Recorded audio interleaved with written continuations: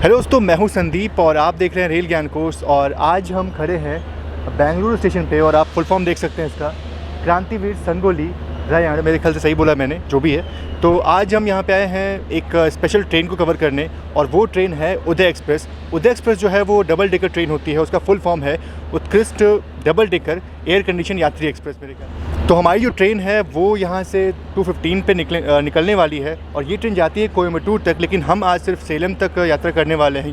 तो दोस्तों, आज की जो हमारी जर्नी है वो एक बार फिर से सत्या भाई के साथ होने वाली है और साथ में रेल तेज़ भी है। मेरा नाम सोनू कुमार है और मेरा चैनल का नाम द रेल तेज़ है। तो ये आज हमारे साथ आए हुए हैं, हालांकि ये ट्रैवल नहीं कर रहे हैं, बाकी आज हमारे साथ देने के लिए भी मौजूद हैं। तो चलिए चलते हैं ट्रेन के अंदर और आपको दिखाते हैं कि जो हमारी उदय एक्सप्रेस है उसका इंटीरियर कैसा है। और उससे पहले ये देखते हैं कि इस पूरे वीडियो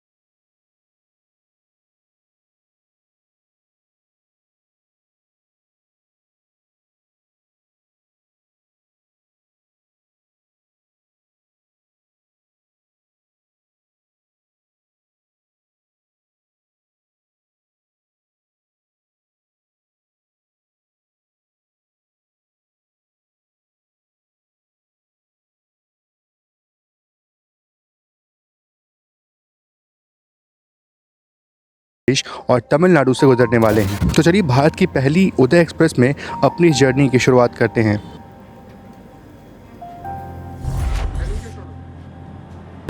तो अभी मैं आ चुका हूँ ट्रेन के अंदर और आप देख सकते हैं इसका इंटीरियर हमारे नॉर्मल जो ट्रेन होती है उससे बहुत ही अलग है। अभी तक मैंने कभी भी डबल डेकर में यात्रा नहीं की है और आप यहाँ पे देख सकते हैं स्क्रीन भी लगी हुई है। तो चलिए देखते हैं कि जो अपर डेक और लोअर डेक होती है वो कैसी होती है। सबसे पहले चलते हैं लोअर डेक में और देखते हैं कि भाई साहब लोअर डेक का जो एरिया है वो कैसा है।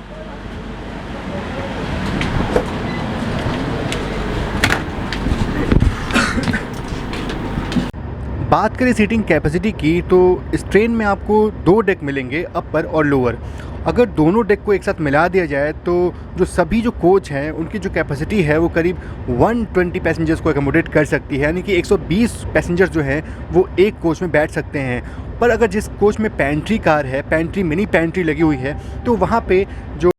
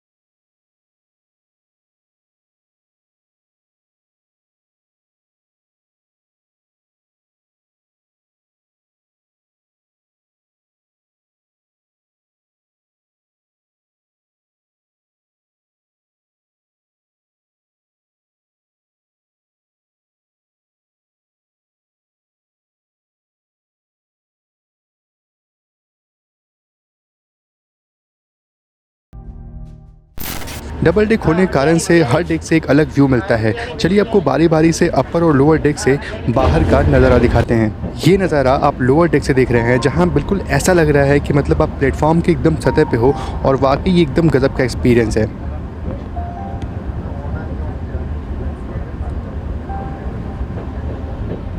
और वहीं अपर डेक पे ऐसा लगता है जैसे मानो आप कोच के बिल्कुल टॉप पे बैठकर यात्रा कर रहे हो। सच में ऊंच और नीच दोनों का अनुभव करवाती है ये डबल डेकर कोचेज़। फ़िलहाल हम पहुंच चुके हैं अपने जर्नी के पहले हॉल्ट KJM यानी कि कृष्णाराजपुरम। और KJM में एक बहुत बड़ा लोको शेड है जहां पे 200 से भी अधिक लोकोमोटिव की होल्डिंग कैपेसिटी है। पहले यहाँ सिर्फ डीजल लोकोमोटिव ही रखे जाते थे, पर अब सितंबर 2019 से इलेक्ट्रिक लोको का भी रख रखाव यहाँ पे शुरू हो गया है। KJM के बाद हमारा नेक्स्ट हॉल्ट कुप्पम में है जो करीब अभी 90 किलोमीटर दूर है। और बात करें स्पीड की, यहाँ पे नहीं, हाँ तो यहाँ आप देख सकते हैं कि हमारी ट्रेन किस तरह से एक्सीलरेट कर रही है। ये कुछ ज़्यादा ही तेज़ हो गया।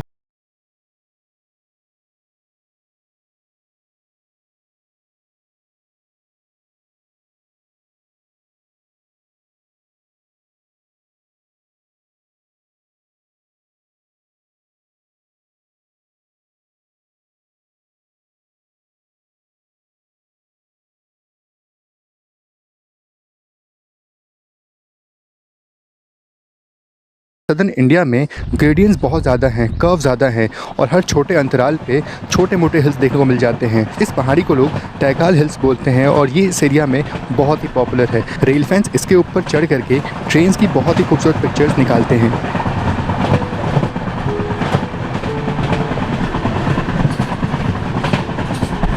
साउथ में नारी शक्ति पे भी बहुत ज़ोर दिया जाता है और इसका अंदाज़ा आप इस महिला TT को देख करके लगा सकते हैं। तो अब हमारी ट्रेन कर्नाटका को पीछे छोड़ आंध्र प्रदेश में प्रवेश कर चुकी है और ये हमारी जर्नी का तीसरा स्टॉप है कुप्पम। अलग अलग जगहों पे कुप्पम का मतलब अलग है, पर कई जगहों पे कुप्पम मतलब संगम कहा गया है। यहाँ आप किस चीज़ का संगम होता है वो तो नहीं पता, पर जो लोग यहाँ से हैं वो ज़रूर से कमेंट बॉक्स में मुझे बताएं कि कुप्पम जो है उसका सही मतलब क्या है।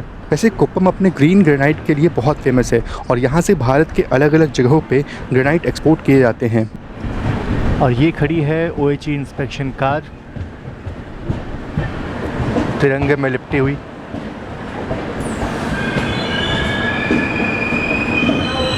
यहाँ उतरने के बाद हमने सोचा कि यहाँ कुछ खाने पीने को चीज़ें मिल जाएगी, मतलब साउथ इंडियन कुछ खाने को मिल जाएगा, पर यहाँ दूर दूर तक कुछ भी नहीं दिख रहा है यहाँ पे।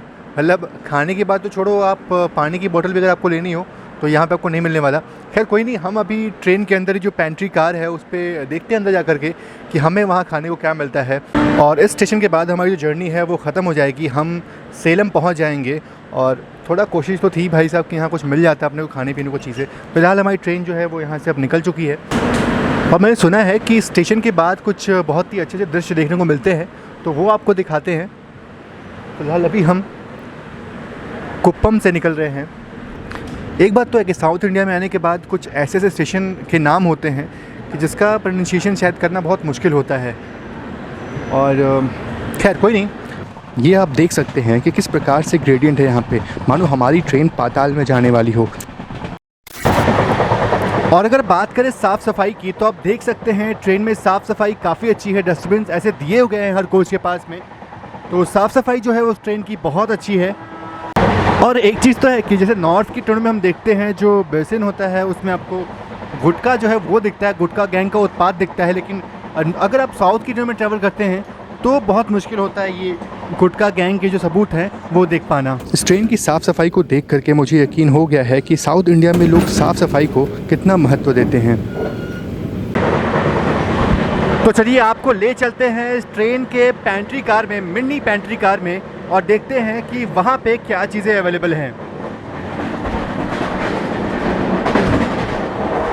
तो जैसा कि आप देख सकते हैं कि जो भी आम पैक्ड फूड आइटम्स होते हैं आपको इस मिनी पेंट्री या फिर एक मिनी रेस्टोरेंट में मिल जाते हैं, जहां आप बाहर के नज़ारे को देखते हुए नाश्ता कर सकते हैं। सच में ये कमाल का एक्सपीरियंस है।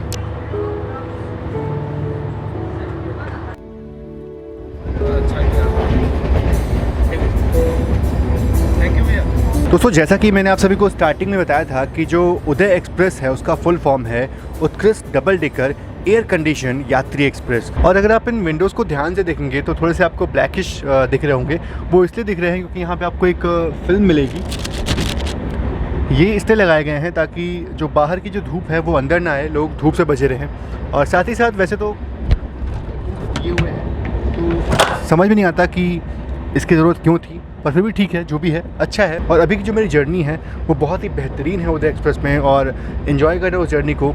साउथ इंडिया में पहली बार किसी प्रीमियम ट्रेन में सफ़र कर रहा हूँ। हालांकि प्रीमियम ट्रेन ही है, क्योंकि उदय एक्सप्रेस जब लॉन्च हुई थी तो एक प्रीमियम कैटेगरी में आती थी। और जैसे ही शाम ढल रही थी, सदर्न इंडिया की एक खूबसूरत रेल यात्रा और भी खूबसूरत हो गई।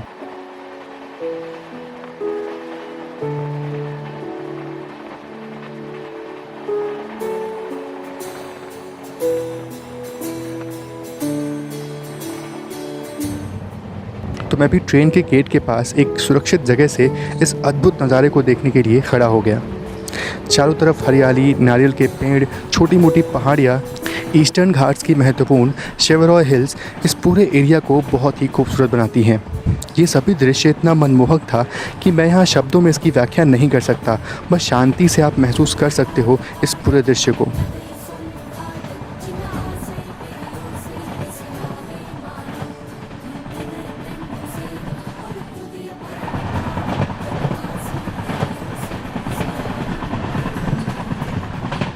और इस जर्नी के बीच हमारी मुलाकात हुई इस रूट के एक और प्रीमियम ट्रेन कोयंबटूर बेंगलुरु शताब्दी एक्सप्रेस से। अब थोड़ा बात करते हैं इस उदय एक्सप्रेस की। तो इस ट्रेन को पहली बार 10 जून 2018 को शुरू किया गया था, और इसके बाद विशाखापट्टनम और विजयवाड़ा के बीच भी उदय एक्सप्रेस की शुरुआत हुई। तो देश में फ़िलहाल 2 उदय एक्सप्रेस चल रही हैं, जो होती तो बिल्कुल डबल डेकर ट्रेन की तरह ही हैं, पर बाहर से और कुछ सुविधाओं से लगती हैं कि ये तेजस का ही एक रूप है। हमारी ट्रेन में जब मैं यात्रा कर रहा था तब एसी चेयर कार ही लगते थे, पर अब इस ट्रेन में ज़्यादा पैट्रोनेज न होने के कारण से सेकंड सीटिंग के कोच भी लगने शुरू हो गए हैं। तो आखिरकार हम सेलम जो है वो पहुंच ही गए हैं अपने निर्धारित समय, यानी कि 5:50 पे हम अपने गंतव्य स्थान पे पहुंच चुके हैं। हालांकि ये ट्रेन जो है वो कोयंबटूर तक जाने वाली है, लेकिन हम ट्रेन को यहीं डिबोर्ड करेंगे, क्योंकि हमारा जो प्लान है वो कुछ और है, और हम अभी जाएंगे चेन्नई की तरफ।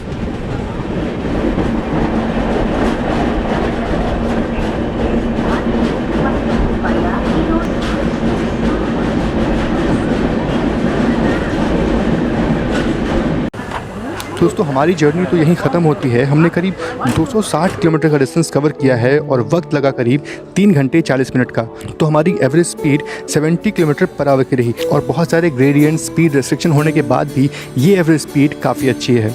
सेलम की शाम सच में बहुत ही खूबसूरत थी। हमारा देश भारत सच में बहुत ही डाइवर्स है। हर कुछ अंतराल पे आपको भाषा, संस्कृति, पहनाव में अनेकों विविधताएं देखने को मिल जाएंगी, और इन सारी विविधताओं को अगर आप करीब से देखना चाहते हैं तो रेल यात्रा से अच्छा और कुछ नहीं हो सकता। दोस्तों इस वीडियो में तो इतना ही। बाकी आप मुझे इंस्टाग्राम में फॉलो ज़रूर से कर लीजिए, क्योंकि मैं वहाँ अपनी आने वाली जर्नी की अपडेट्स देता रहता हूँ। थैंक यू इस वीडियो को देखने के लिए। जय Hind and God bless you all.